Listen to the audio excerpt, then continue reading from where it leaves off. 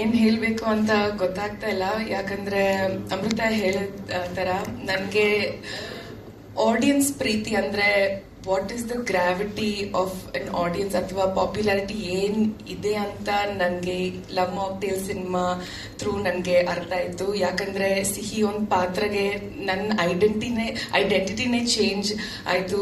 ಇವಾಗ ಎಲ್ಲಿ ಹೋದ್ರು ಜನ ನನ್ನ ಸಿಹಿ ಅಂತಾನೆ ಕರೀತಾರೆ.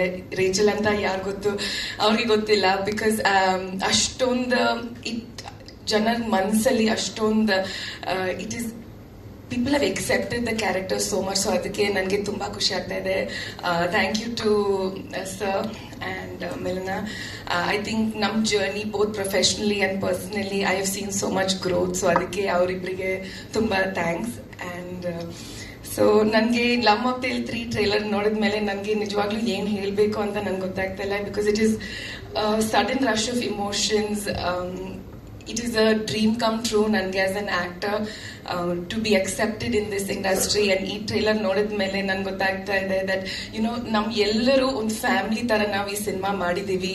we've never been treated as an equal in the sense that we've never been treated as actors, but we've been treated as family.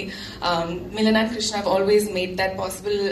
Milana ಮತ್ತೆ Krishna sir the parents who have treated us like their own children. So hangagi we are grown as a family through these years.